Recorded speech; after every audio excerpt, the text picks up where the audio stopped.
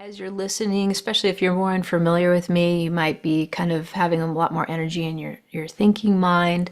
Like, oh, do I like what she's saying? Do I not like what she's saying? And that's all fine.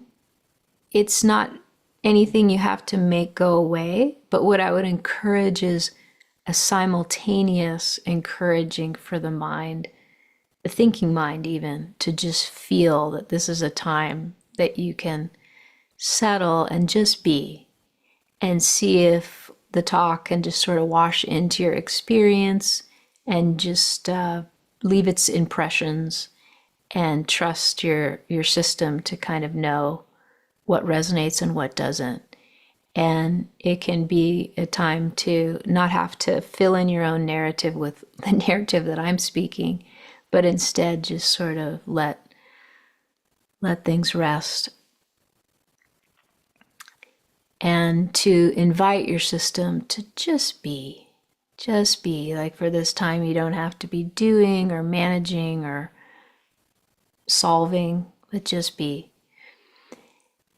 And so, really, this talk is this guided portion of the talk. It's like an experiment. What do I experience and what do I know when I allow myself to just be? And sometimes, especially if someone's in a state of like really wanting to, answer some problem or dilemma that's happening, the last things they want to do sometimes is settle and rest. Like, are you kidding me? I got to fix this. And that person's just like, no way, I can't rest. And so what I would say is, okay, let's see if the perspective changes with just even a little bit more spaciousness. Let's not assume that things can't be fixed or resolved without that vehemence of the me at the center navigating and steering and managing it. Let's experiment and see how things shift and change or are perceived differently or are accompanied by insights or instincts or intuitions when there's more space to open to intelligence beyond the paradigm of the me management, the me, linear thinking. What's it like to see how problems are perceived differently or resolved in new ways when we step out of the vehemence of holding on to the me solver of problems? And so you just can kind of talk to the thinking mind and say, hey, I get it. Resolving these issues isn't important. It's paramount even. And let's experiment with seeing how this guided talk is leading to a different perspective where more aspects of intelligence can be brought to bear on what's happening in our relative circumstance.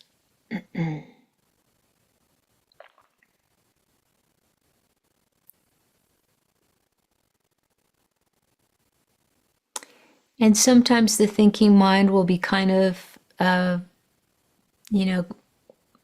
mollified a bit by that and calmed.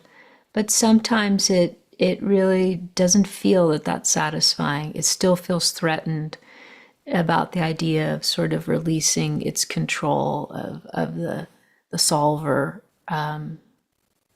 personality or function. And I think that it's just good to acknowledge the wisdom of that function as well. To really say again and again, yes, your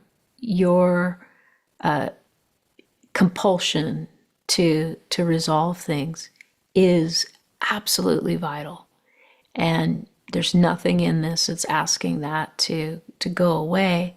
It's more to invite it to relax into and join into other orders of intelligence. So as you resting into that sense of place of resting and taking your seat here in this moment, you can encourage your system to feel what that's like to just be and to reside in the essential expression of this moment, which is just existing, just being, without needing to be something else, without things needing to be a different way, without you needing to be different, without somebody else needing to be different. Doesn't mean they won't be different.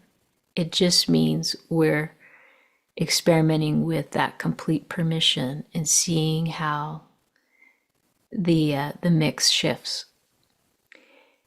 And so, with that sense of complete permission to just be, there's also the permission to allow whatever's in your experience to just be.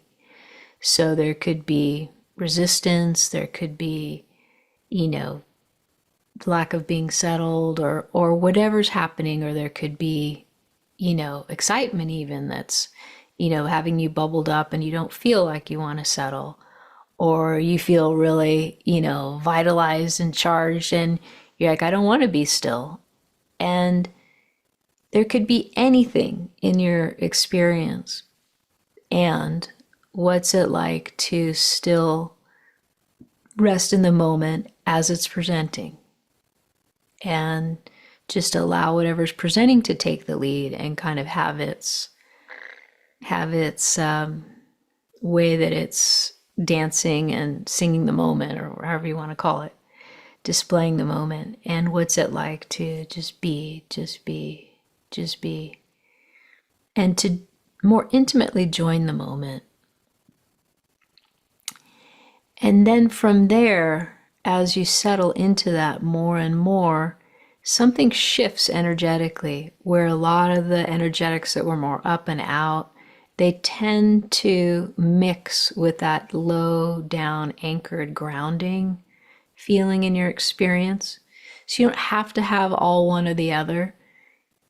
But typically, the longer someone sits, or the longer someone is in meditation, or is just quiet as they're walking on the trail, or, doing the dishes, or whatever it might be, the more settled a person's energetics are, the more there is this connection with this sense of stillness. And the true blessing of stillness in this context of this topic today is that the stillness begins to take the energetics of push and pull and division and, it's me against them, or, them against them, or the inside versus the outside, or all of the pushes and pulls.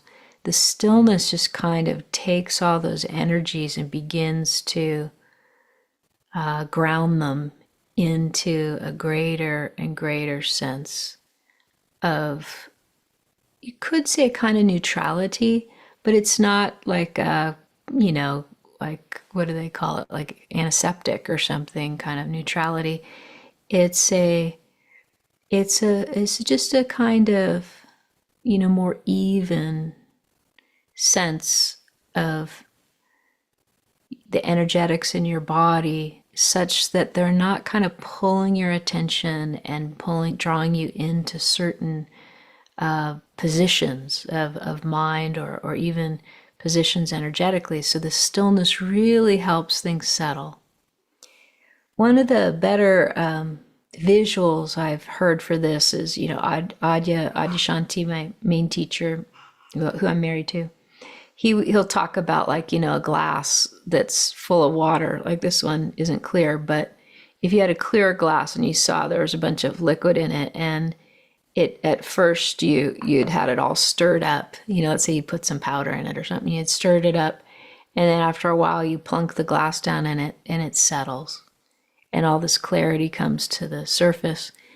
It's like that in sitting as we become more still, and so much clarity comes to the surface as we give our body and our minds that sense of place in stillness, and a kind of home, you could say, in stillness.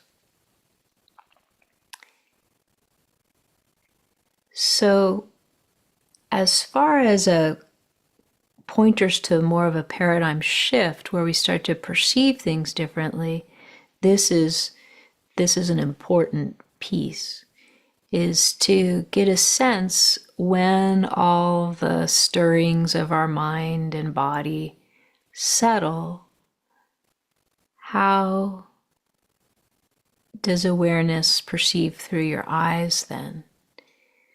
How is it different than when awareness is kind of being more pulled into identification with this preference or this belief? When all of that is unhooked and we feel more settled in our systems, how do we experience the awareness that looks through our eyes then? Or how do we experience how we listen? And most would report that there's this greater sense of clarity, a greater sense of joining the moment as it is without all the overlay of how we want it to be or how we don't want it to be. That kind of falls away. And then we experience the moment afresh in a clearer way. And over time, as a person rests in stillness more, it's not just simply a kind of clear awareness that is, kind of rather vanilla.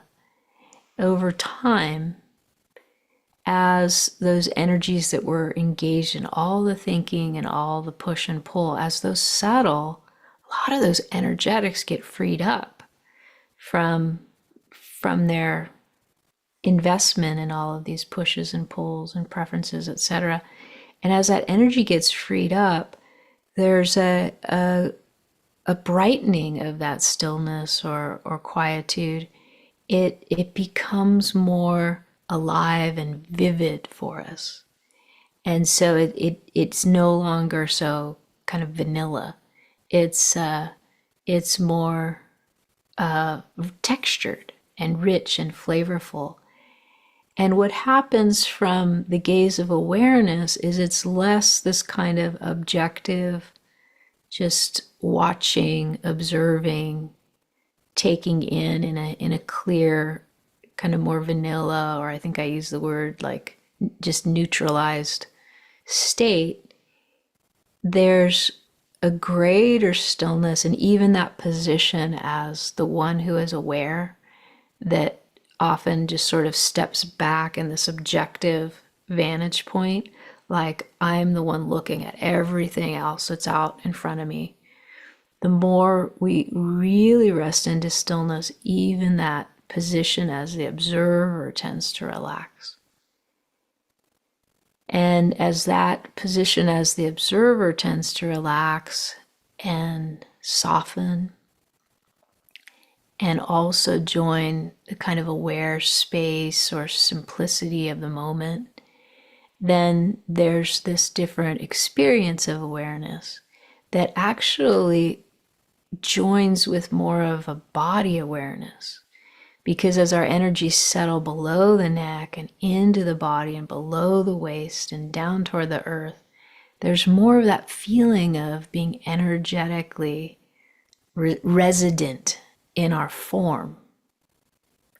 And when we link this kind of aware space of this sort of open, unboundaried consciousness with this body consciousness that's grounded and has this ballast in stillness, we have this marriage of body consciousness and this sort of open, kind of maybe we could say global consciousness or unboundaried consciousness that is that more of that clear, spacious seeing.